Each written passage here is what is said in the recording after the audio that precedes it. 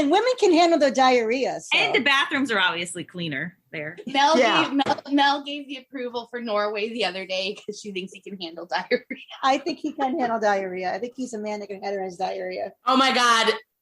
I totally whipped that line out to my daughter the other day when I was out with her for dinner. She was like, she's still not getting the vaccine. She still hasn't got the vaccine and she's not getting it. And she was like, I don't want to get sick. I was like, I'm so disappointed that you can't handle a little diarrhea. Yes. Didn't matter. She's like, I'm not getting it. Or no, she's like, I'll think about it. I was like, well, I know you probably won't die if you get it for the third time. So you'll be fine at this point.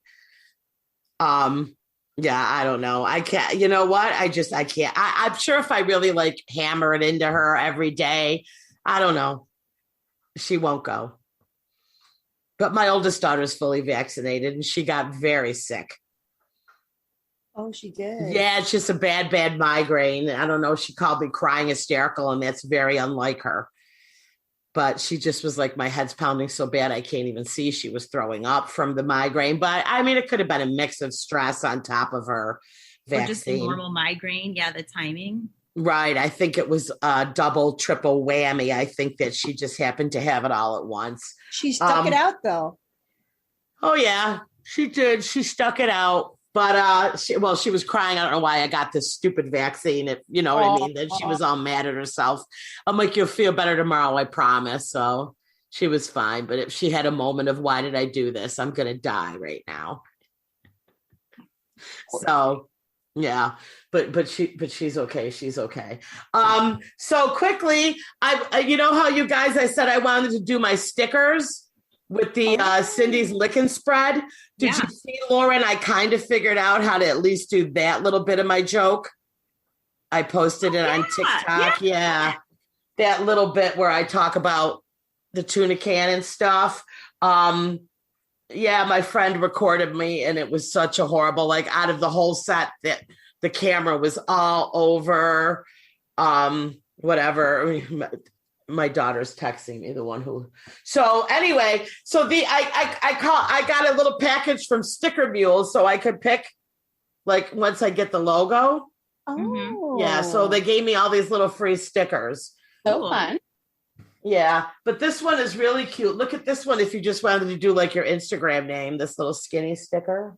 Oh, yeah. Or you can get little refrigerator magnets. I think my friend has ordered some of those for her job before from Sticker Mule. Yeah. From there. So yeah, I just need to get someone. I got this one girl I know that does amazing work, but she's not really texting me back. I don't think the pandemic has been kind to her. Mental health, because she's off of social media and everything. So I don't know if maybe I should feel concerned. But I haven't really heard back. Does that company do any design? Can you can you pay? Yeah, I don't know. They'll probably be outrageous. My sister-in-law does logos. She's amazing. She's the one that did my garlic sauce. Oh, okay. Yeah, she's so good. So I could hit her up too. Gotcha. But yeah, so I've been looking at doing my stickers and I did bottle up a bunch of garlic sauce because I'm going to try to sell my garlic sauce as merch now on Friday at my show. So we'll see how much garlic sauce. I'm going to just like do a little joke about the pickle pizza and then say, hey, you know, because the comedy at the Carlson a couple of weeks ago, the feature, he was selling his own homemade hot sauce. Oh, wow. Yeah, that was his merch. So, yeah. So, I thought that would be a fun thing to do. So do we have any other stories? Anything we can think of? Nothing. Nothing. Now, we watched the Billie Eilish documentary. Oh, yes, I did. The story, she did the British Vogue spread. And so big part of the documentary, she talks about how, you know, she's grown up with sort of like body dysmorphia and like for her wearing those really baggy like sweatsuits and like non-gendered clothing, like it hid her body and it made people not question it. So it wasn't something that people talked about. But then She was like, okay, I'm 19. I want to look really beautiful and do this Vogue shoot. So a lot of people came after her because. I agree. I mean, I'm not a Billie Eilish fan to begin with. And it's nothing about her. You know what I mean? It's the music. I don't know. It's just that like Danielle sings like her so good, Lauren. You would die. Danielle is like, I tried to listen to it on Spotify after I watched the documentary, and I was like, okay, every song, I think I've heard the same song playing. Thank you. And so what really made me mad though is that she, like, everybody talks about her and raves about her. And I'm like, okay, so I watched the documentary. I don't totally get her. She's very sad and melancholy. But her brother is the genius behind all the music. Thank you. And I'll tell you what. He writes the music. Yeah. He writes the lyrics. And she's crying, I don't want to write. I don't like writing. I'm not writing a song. But I have to say, watching this documentary is all about her tour. You know what I mean? Like, they all do it. Like, Pink's got one coming out with her last tour. Mm-hmm. But I have to say, like, when she started to get really famous and just that pressure of when she was 16, when she started to... It was filmed while she was recording that album and then the very first tour. So this was filmed like 3 years ago. Yeah. Before she won. I mean, I think that was a tremendous amount of pressure for a kid her age, obviously, who already is in a very dark place to begin with, or unless it's a put on. No, I think she really is. She's dark, yeah. But her upbringing, like, I think they were like homeschooled too. I think she didn't. Yeah.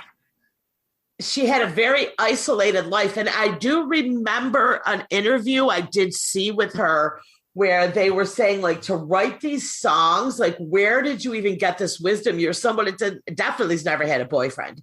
You know what I mean? Like, to write. I mean, she did towards the middle of the show. She had this boyfriend who was a complete shit. I don't know. He must have been somewhat a dancer or famous. I don't know, because I'm like, he was at Coachella doing his own thing. Like, he didn't really want to be bothered with her.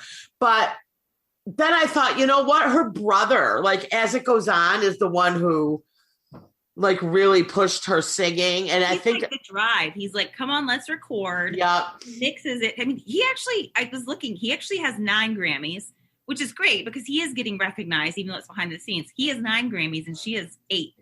But he has the 9th one for production because he produced it. And she didn't get that one, obviously. But all the others, he got the same one that she did and he actually performs with her too occasionally. Oh, he's always with her. Well, yeah, but sometimes she's on stage by herself. You don't think he's doing the music at all? Yeah, but she's the focus. Like she. Oh yeah. Oh no, he totally stepped back and gave that all to his sister. That's for sure. But I think that when they perform it, they are like a team. But I don't know why they decided to just say Billie Eilish and not like her. Finian is his name? Phineas? He goes by Phineas. Like, that's his musician name too. But yeah. Billy and Phineas. Odd family. Yeah. But I did. So I did send Jen the preview for Pink's new movie. And Lauren's like, oh, I don't like Pink. I was like, who doesn't like Pink?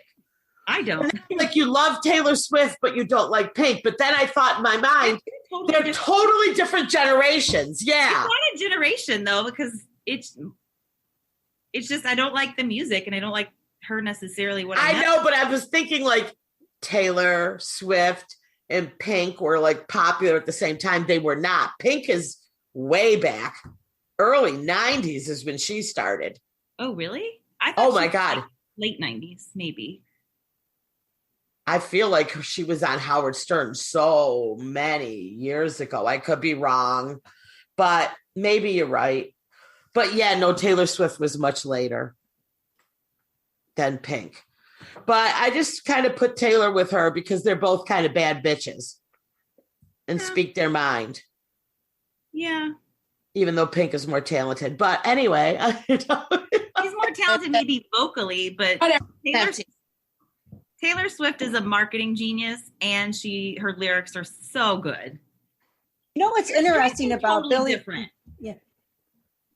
you wonder if like a Billie Eilish, because I thought about like she was young when she started and she wore the sweatpants and the big shirts. Yeah. And then now she's got this beautiful photo of herself. Do you think maybe it's a marketing thing? Like, oh, it could be like, number one, maybe she was trying to get to that generation because she's that age. And then they changed, like Madonna. I think about her. She went through different phases of different looks, you know, and maybe I thought about when I saw it, the Britney Spears on the cover of Rolling Stone, where she's laying in the bed, but she's like half naked. And that was the first time she did something that was like not so teenagery. And so that was a really big deal. That was her like coming into her womanhood. Right. But Britney Spears was also from that Hit Me Baby. I mean, it was so sexualized from the beginning. Britney was. She was a schoolgirl outfit. Like, nothing little girl about that. Yeah. Yeah, but that cover was known widely as like a turning point. Oh, it was. Okay. It was like no longer, because they juxtaposed like childhood and adult womanhood. Right. A big deal. Right. So I kind of thought it was kind of similar to that. Yeah. I mean, that's, Billie Eilish, she's very much like what are they, Gen Zs? Oh, yeah, she's like 22, 21. Like super young. I don't know if she's 21 yet. I don't know. But yeah. But I mean, you know what? She's selling a ton of records. She's doing good. I don't know. I just can't. Not your cup. I feel like I'm going through convulsions when I hear her music. It's just like, I thought maybe I'm just too old. I don't know. I don't know. I don't. It just feels like it's like you're. I don't know. Like you're in a bad dream. But I love Taylor Swift and Pink. And Taylor Swift changed her music. The Folklore album is excellent. Yeah, love it. Yeah. You know what, Lauren? Speaking of which, I listened to the whole new album, and you're right. There's something about her singing those teeny bopper songs now. Because she redid those, and she did. And Lauren had said to me, I'm struggling now having like the mature Taylor, like singing those lyrics. You could tell she was like a 13-year-old kid writing, So and her voice changed too. Her voice matured. Yeah. I mean, it's still not a strong voice, but. No, she's definitely a songwriter more than anything. Yeah. Taylor Swift is definitely a songwriter. I don't know. I'm excited for Pink's new one. I know Jen's excited. I watch all the music documentaries. I love them.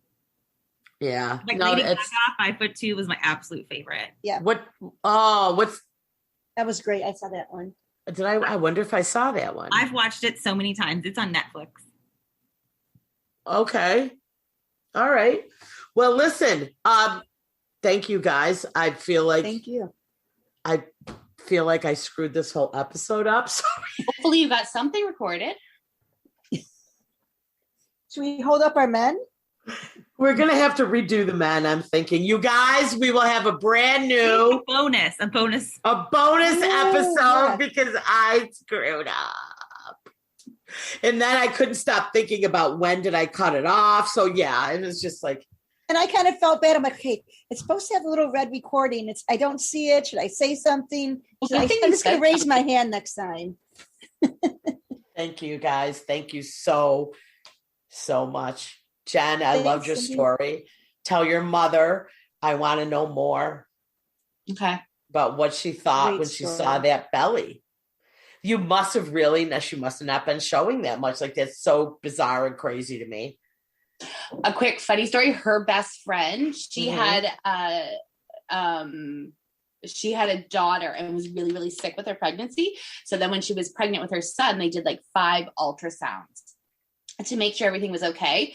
When she had him, she's like, something's not right. There's something really, really wrong with me.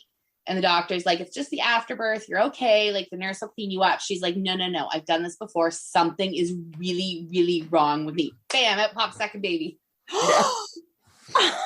Yeah. Before the ultrasounds, can you imagine that though? Like before, like they really mastered the ultrasound where you only would get one. I think I had one ultrasound my entire pregnancy and it was it. Wow. So, right. And you know what I mean? I think everybody knew it like 22 weeks, maybe you just got one.